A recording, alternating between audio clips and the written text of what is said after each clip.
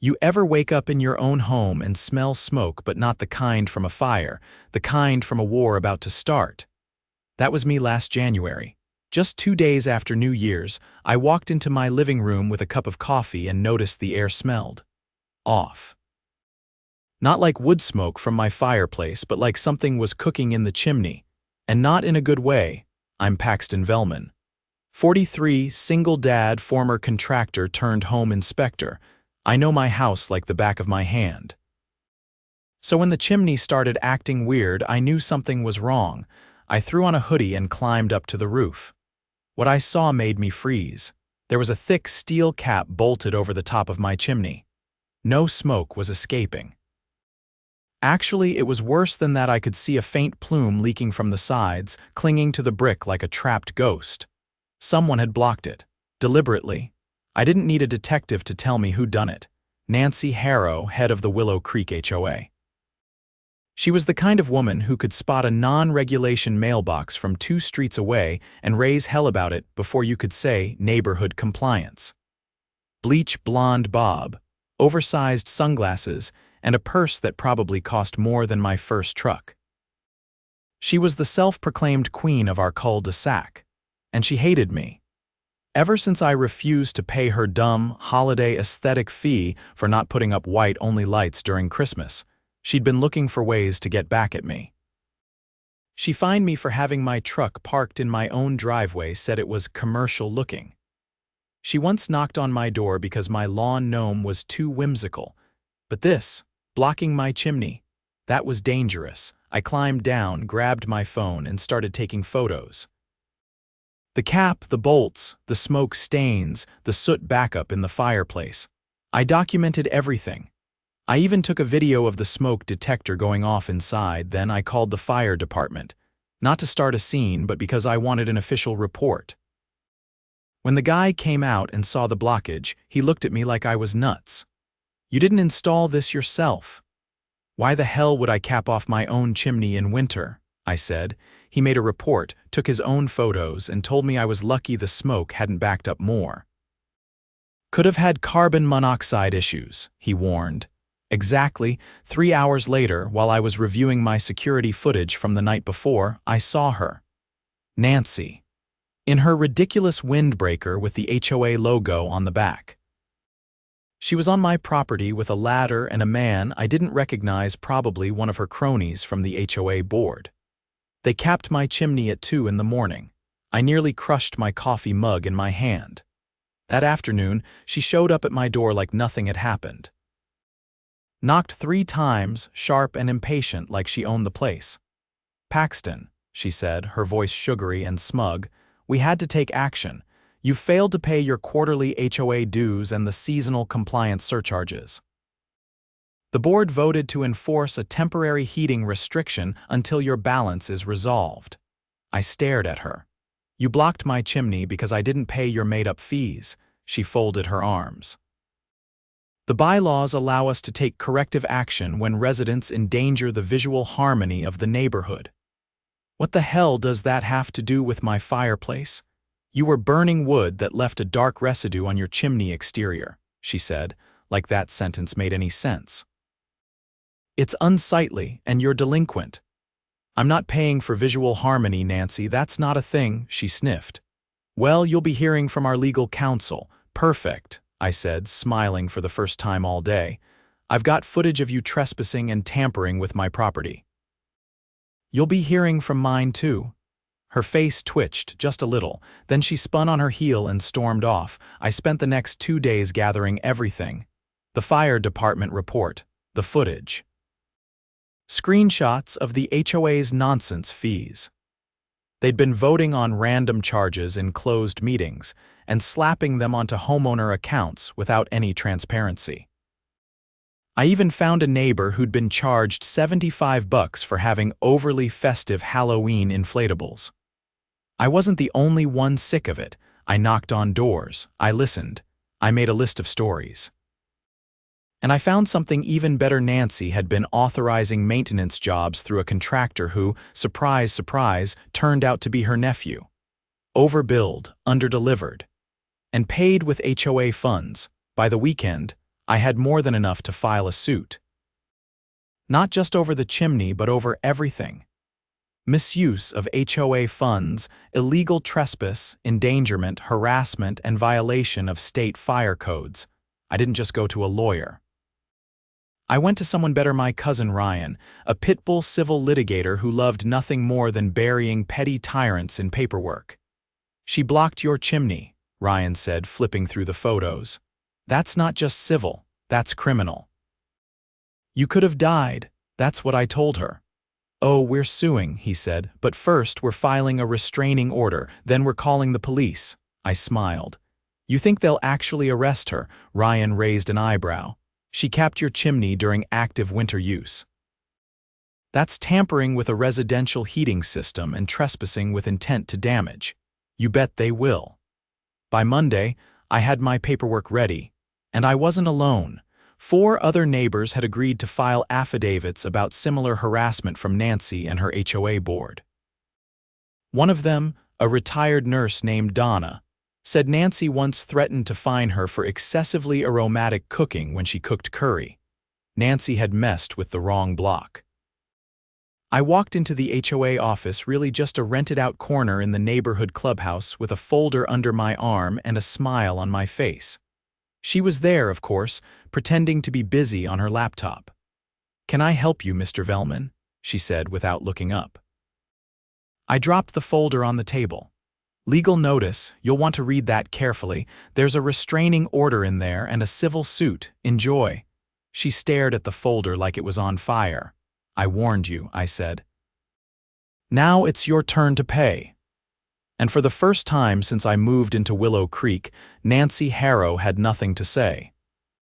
The next morning, I was standing in my front yard, sipping on a lukewarm protein shake and watching a city code enforcement officer measure the distance between Nancy Harrow's mailbox and the curb. I hadn't called them yet, but apparently someone else had. Word was spreading. Fast. The folder I dropped off at the HOA office had done more than rattle Nancy. It cracked open something deeper: years of frustration from neighbors who'd been bullied into silence. I hadn't expected it to turn into a movement overnight, but when people started knocking on my door asking for copies of my footage and legal filings, I didn't hesitate. One of them was Miguel Alvarez, who lived 2 houses down. He was a former Navy aviation mechanic, quiet but sharp-eyed. He'd once installed a motion sensor system that could probably track raccoons from 100 feet.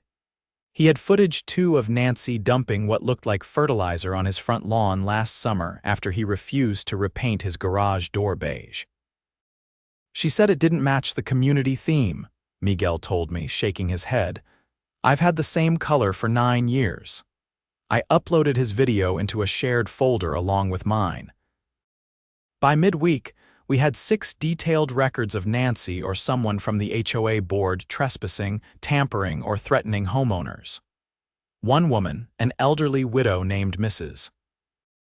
Keene, had a recording of Nancy telling her that if she didn't remove her wind chimes, she'd be reported to Adult Protective Services for diminished capacity. I stopped sleeping properly, not because I was anxious, but because I couldn't stop reading. HOA statutes, municipal codes, even case law from nearby counties where similar associations had been decertified after abuse of power. It was like pulling a loose thread and realizing the whole sweater was unraveling. On Thursday, Officer Delaney from the local precinct knocked on my door. He was tall and lean, with a long face and a tone like sandpaper. "You submitted a report about an unauthorized obstruction on your chimney," he asked. Along with video footage, a fire department assessment, and a notarized statement from my attorney, I said. He raised an eyebrow. "Mind if I take a look at the footage myself?" I led him into the den, pulled up the clip, and hit play. Nancy and her crony climbing up my ladder in the middle of the night, bolting down the cap with a cordless driver. Delaney didn't say a word until it ended. "You know this woman personally. She's the HOA president." He exhaled through his nose. "You're aware this qualifies as criminal trespass and tampering with a residential safety system under Code Section 7842. That's why I called you. He nodded slowly. All right, we'll need to bring her in for questioning. If we find cause, charges will be filed. This isn't just some neighborly dispute, this is borderline felony obstruction. I want a restraining order in place immediately, I said. You'll need to file that with the municipal court. But I'll include it in my report. Expect someone from the DA's office to follow up. I watched him walk down my driveway and make a call from his cruiser. I didn't know who he was talking to, but I knew things were finally moving. That night, the HOA board held an emergency meeting. They tried to do it quietly, but word got out. Half the neighborhood showed up on the clubhouse lawn. They hadn't even unlocked the doors. People brought folding chairs. Someone set up a little speaker and played yacht rock at half volume. It was surreal, a tailgate party for legal reckoning. Miguel handed out printed packets of the bylaws, highlighting all the clauses Nancy had violated. In 4 different colors, no less. Eventually, Nancy arrived.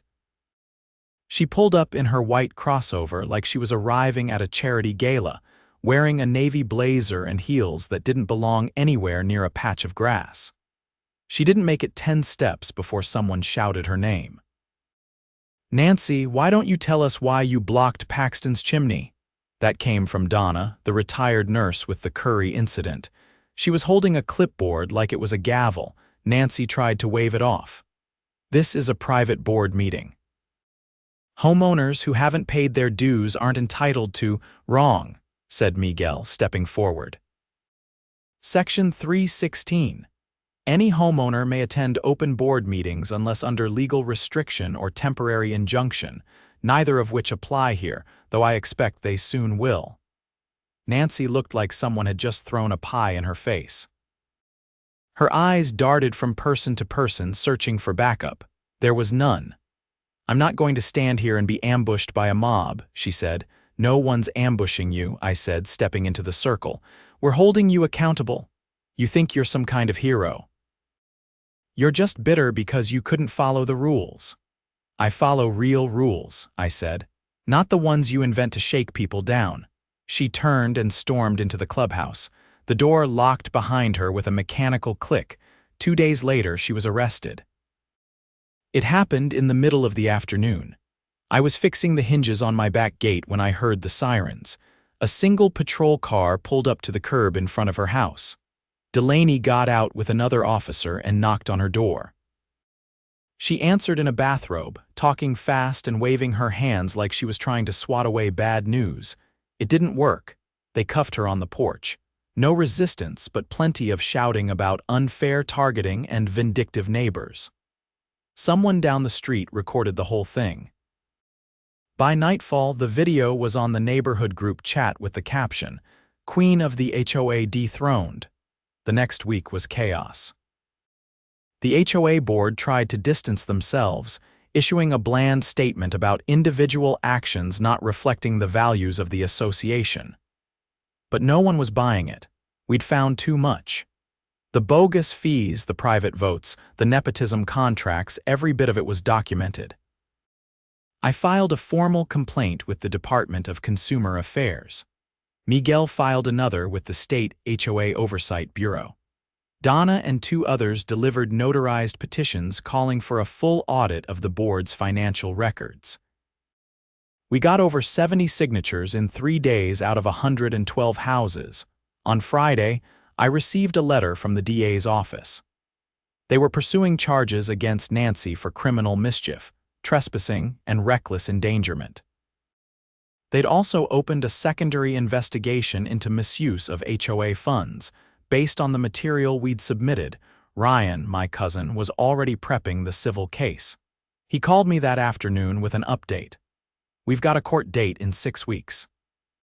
She's hired a defense attorney, but their response so far is weak. No denial of events, just a claim that she was acting in her official capacity."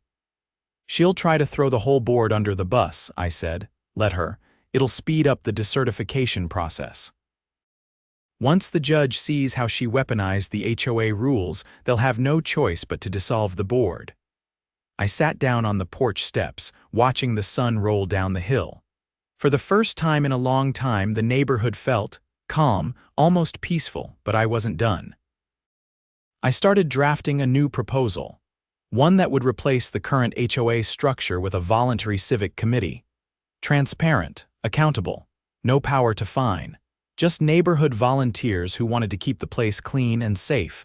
Donna agreed to help draft the charter. Miguel offered to design a secure online voting system. Even Mrs. Keene signed on, offering to host a monthly coffee hour so residents could talk openly, no agendas, no threats.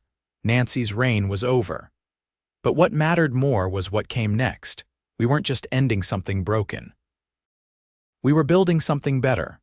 Together, the morning after Nancy's arrest, I found a folded piece of paper taped to my front door, no envelope. Just a single sheet typed with jagged scissor cuts along the edge. It read like a warning dressed up as a plea. Dear Mr. Vellman, it began, we urge you to consider the long-term consequences of your current course of action. The integrity of the Willow Creek community depends on cohesion, not conflict.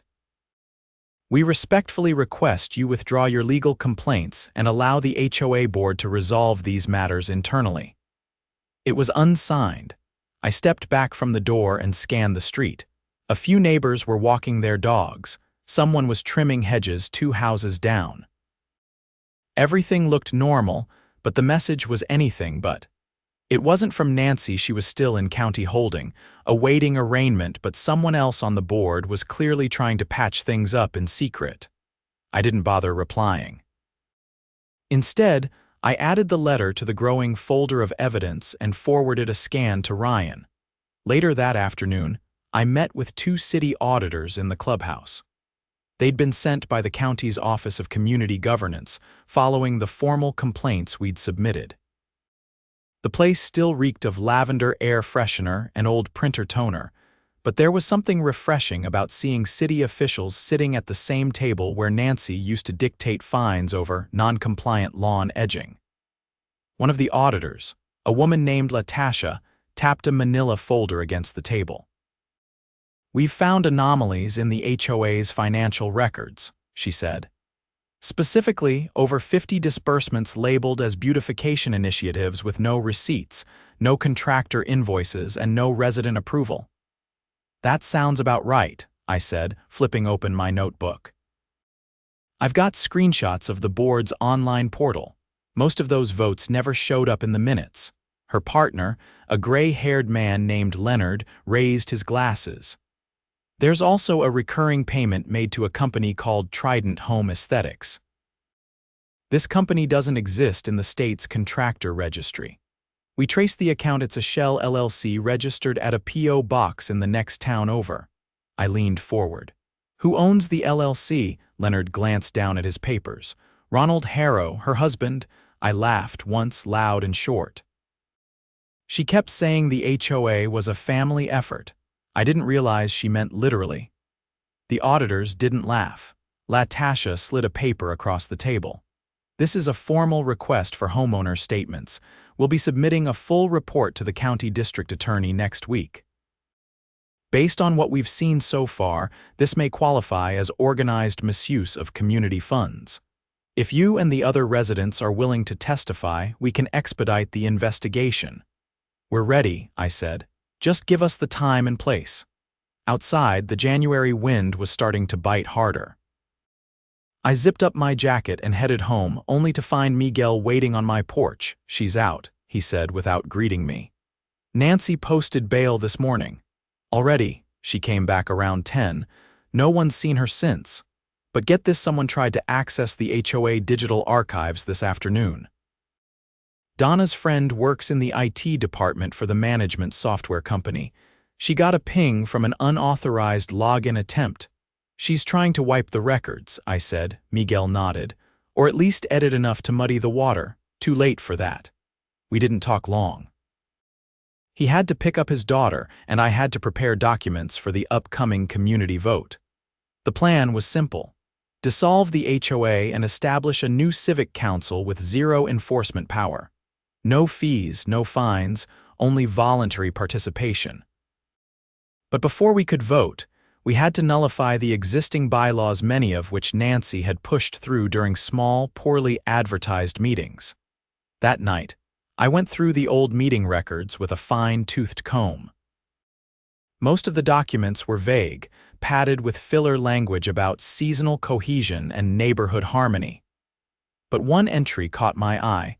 It was a vote labeled Emergency Compliance Resolution ECR6, passed by 3 board members, all of whom had since resigned. It gave the HOA president the authority to take direct action to ensure immediate community compliance with any and all aesthetic mandates. I highlighted the line and sent it to Ryan. The next morning he called me. "That clause is your gold mine," he said. "It's vague, abusive, and it won't hold up in court.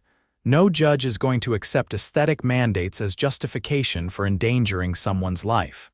That language alone is enough to argue for dissolution by judicial order." By now, the neighborhood was fully mobilized. Donna ran a sign-up sheet for volunteers to canvass door to door, ensuring every homeowner knew about the upcoming vote. Miguel built a secure file drop system where residents could submit their own evidence or reports. Even Mrs. Keene, who rarely left her porch, sat outside with a thermos of cider and collected signatures from anyone who passed. Then, on Sunday, something new happened. A black sedan pulled into my driveway just after noon. A man in a charcoal suit stepped out holding a briefcase. He was tall, with a clean-shaven jaw and a voice like someone who'd spent too many years saying things that weren't true. "Mr. Vellman," he said, "I represent the legal interests of Willow Creek's Homeowners Association. Are you here to apologize?" I asked. He didn't smile. "I'm authorized to offer a settlement.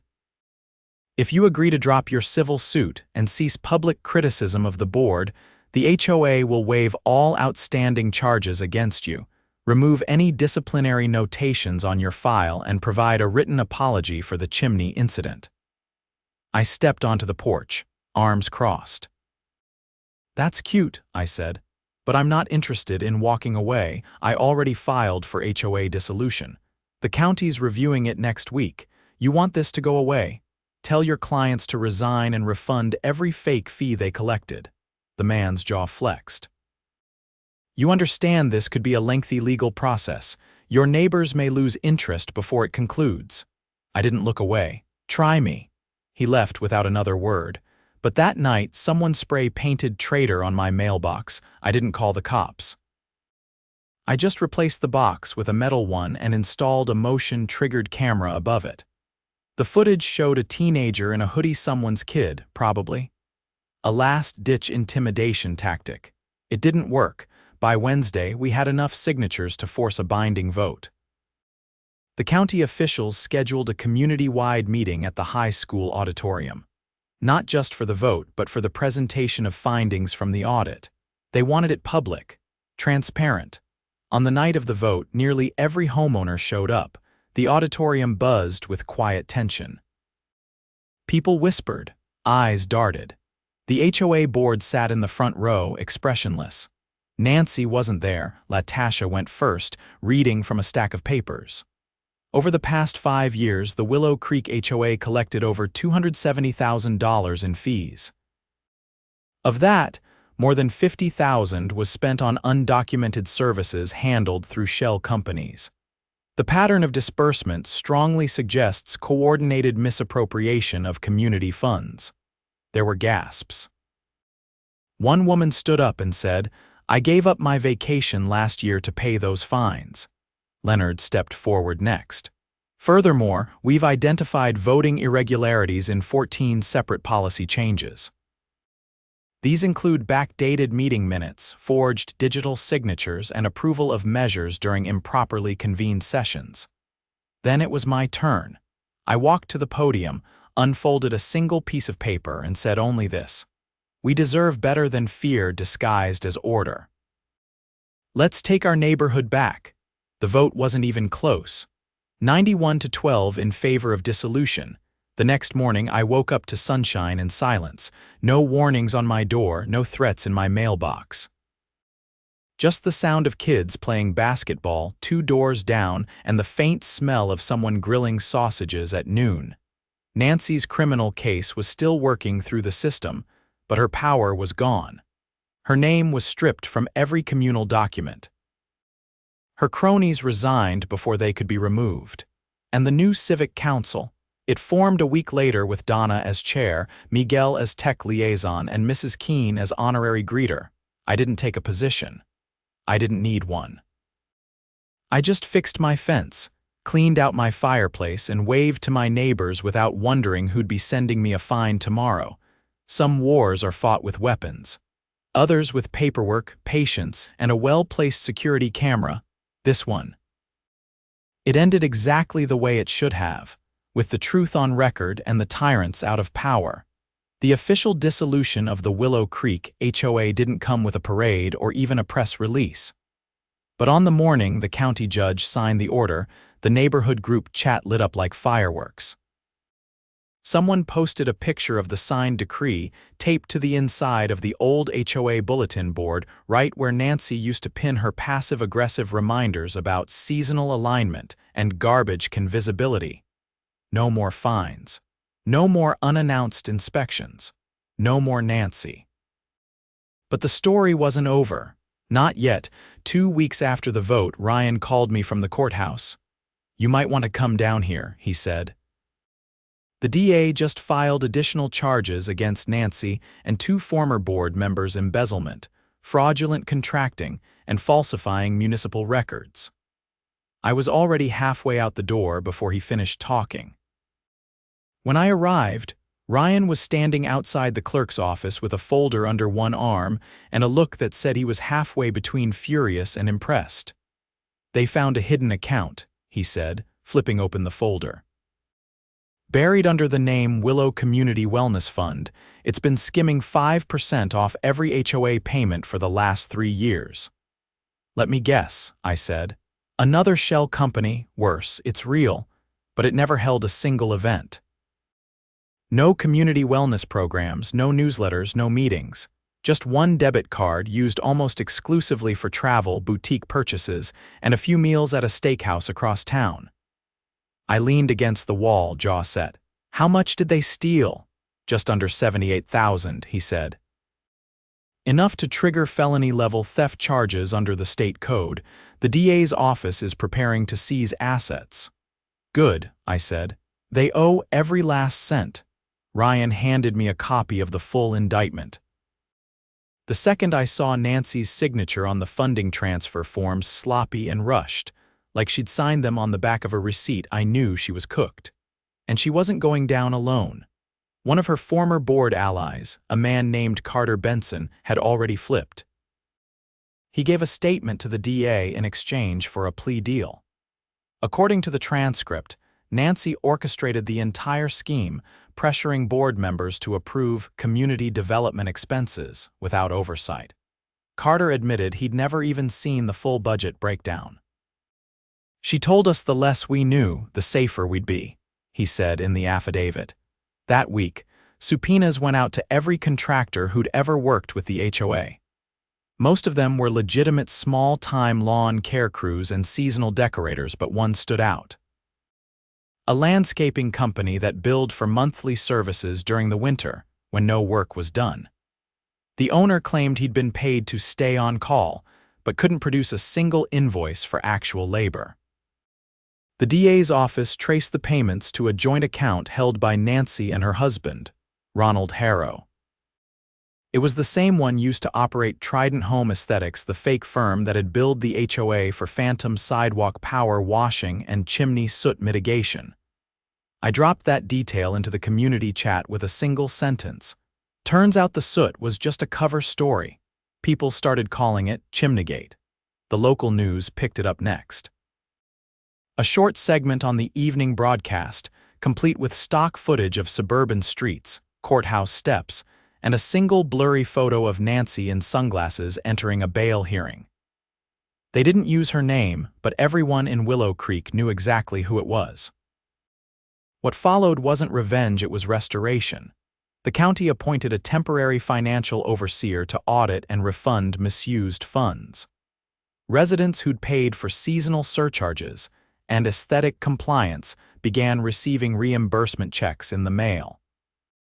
They weren't huge, most were under $200, but the symbolism mattered more than the amount. Donna organized a New Dawn block party in the strip of grass where the old HOA sign used to stand. She invited everyone, even the people who had once voted in favor of Nancy's policies. No speeches, no finger-pointing, just music, potluck tables, and neighbors finally talking to each other like people instead of suspects. I showed up with a tray of ribs and a cooler full of iced tea. Miguel brought his grill and blasted classic rock from a Bluetooth speaker that looked like a cinder block. Mrs. Keene handed out homemade lemon bars wrapped in wax paper. At one point, I caught sight of a man standing near the edge of the lawn, watching quietly. He wore a gray windbreaker and looked like he was trying to disappear into the hedges. I didn't recognize him at first. It was Ronald Harrow. He didn't speak to anyone. Just stood there, hands in his pockets, as if he was waiting for something, maybe an apology, maybe a miracle. He didn't get either. Eventually, he turned and walked away. The next week, he was indicted alongside Nancy. Money laundering and conspiracy to defraud a homeowners association. The final courtroom hearing took place 3 months later. I sat in the gallery behind the prosecutor's table, watching as Nancy stood before the judge. Her hair was darker now, no more platinum perfection, and her suit looked off the rack. She didn't make eye contact with anyone in the room. The prosecutor laid out the charges in a calm, deliberate voice. Fraud, reckless endangerment, misappropriation of community funds, unauthorized tampering with safety systems. The judge listened without expression, tapping a pen against his legal pad. When it came time for Nancy to speak, her voice barely carried past the second row. She didn't deny what she'd done. She didn't apologize either. Instead, she said something that stuck with me, not because it was profound, but because it revealed everything. "I just wanted the neighborhood to look the way it used to," she said, "before people stopped caring. Before they started painting their doors weird colors and leaving trash cans out too long." The judge didn't respond. He simply read the sentencing terms. 18 months probation, 6 months house arrest, full restitution, and a permanent ban from serving on any housing or neighborhood committee in the state. No handcuffs. No jail time, but her influence, gone. After the hearing, Ryan and I walked out into the spring sunlight. The wind was picking up, tossing flower petals across the courthouse steps. "She'll probably write a letter to the editor," I said. "Let her," Ryan replied. "No one's listening anymore." Back home, things kept improving. The new civic council held open meetings in the library every month. Attendance wasn't mandatory, but people showed up anyway, not because they were afraid of fines, but because they finally had a say. Miguel presented a proposal to start a community garden in the vacant lot near the north end of the neighborhood. Donna pushed for a tool sharing program to help with home repairs. Even Mrs. Keene joined in, offering to host a historical archive of the neighborhood's early days. One evening, I stood on my roof again, just like the day I discovered the capped chimney. Only this time it was to fix a loose shingle. The sun was setting, casting long shadows across the cul-de-sac. Everything was quiet except for a dog barking in the distance and the faint sound of a basketball bouncing somewhere down the street. No smoke. No strange smells. Just air clean and free. I climbed down, wiped my hands on a rag, and walked inside. The fireplace was lit, the fire crackling gently behind the screen. I sat down on the couch, took a long breath, and realized something I hadn't in years. The house felt like mine again, not just the bricks and beams, but the space it took up in the world. The way the windows caught the light. The sound of the floor settling just after sunset. It wasn't being watched anymore. It was being lived in. And that, more than any courtroom ruling or community vote, was the real victory. Because there's nothing more dangerous to a petty tyrant than a neighbor who knows the rules, keeps the receipts, and refuses to back down, especially when he's got a ladder, a camera, and a cousin with a law degree.